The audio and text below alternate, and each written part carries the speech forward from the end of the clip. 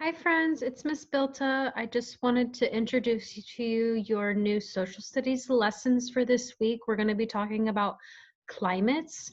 Last week you were talking about and learning about natural disasters like tornadoes, hurricanes. So I just kind of want to relate that back to all the climates of the world. So what I'm going to do today is just read you a little bit of information about climates of the world. Since we don't have our magazines, you're gonna have to bear with me as I read through this and share my screen with you. So just follow along as I read. When you're sweating it out on a hot, humid day, you can blame the weather. But what if the summer days where you live are hot and humid year after year? Then climate is to blame. So as you can see, weather and climate, they're going to be different definitions. Climate is a term for the average weather conditions in an area over a long period of time. Take a look at the precipitation, any form of water that falls from clouds. Some steamy rainforests near the equator get soaked by at least 160 inches of rain per year, every year. That's more than 13 feet. But in Las Vegas, Nevada, the average rainfall each year is only around 4 inches.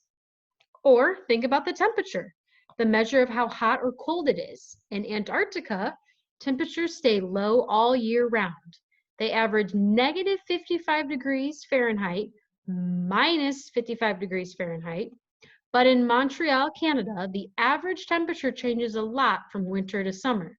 In January, it's 16 degrees, and in July, it's 72 degrees. So a big difference in the temperature. Around the world, climates are very different. So scientists divide Earth into climate zones. Places in a given zone have certain things in common, like extremely low temperatures or very high rainfall. However, conditions aren't exactly the same everywhere in a climate zone. Find your climate zone on the map below. You may need a map that shows countries and states to help you zoom in on where you live. Does the description match your average weather? We're going to take a look at that in a minute. Climate touches on many parts of your life. It affects the clothes you buy, the outdoor sports you play, and which plants and animals live near you. So we're going to go down here and look for our particular area.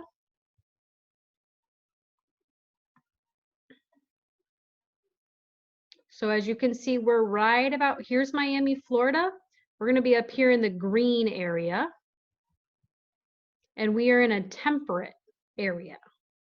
So sometimes we have hot weather, sometimes we have cold weather. It's kind of like that medium. Okay.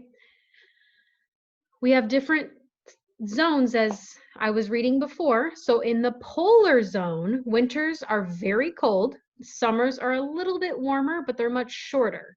They get a lot of snow, but not a lot of rain. In the northern temperate, rainfall is moderate, meaning it happens often. Winters are long and cold with lots of snow. So they get a lot of snow. Also in just temperate, now this was northern temperate, this is just temperate.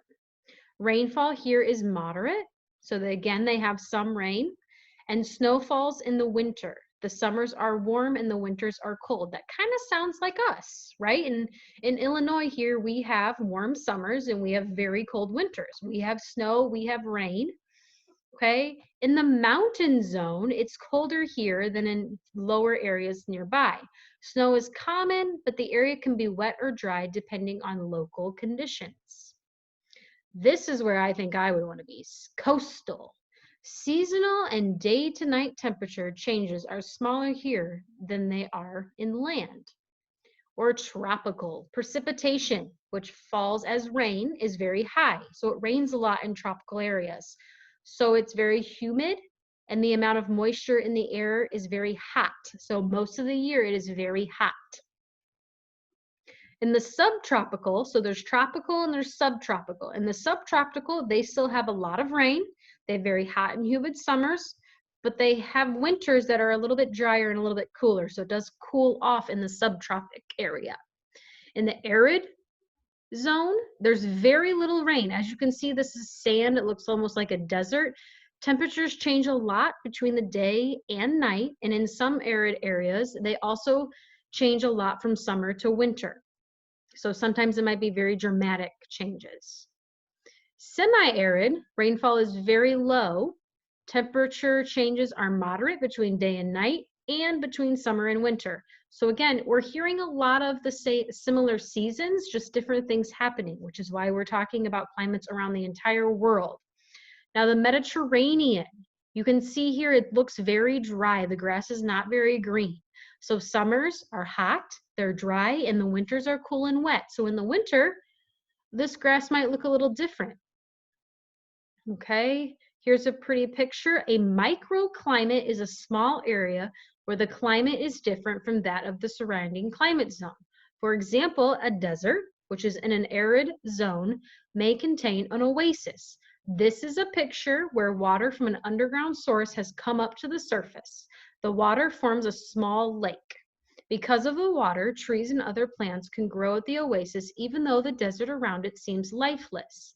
The water and the shade from trees that grow there make the microclimate cooler than the surrounding desert.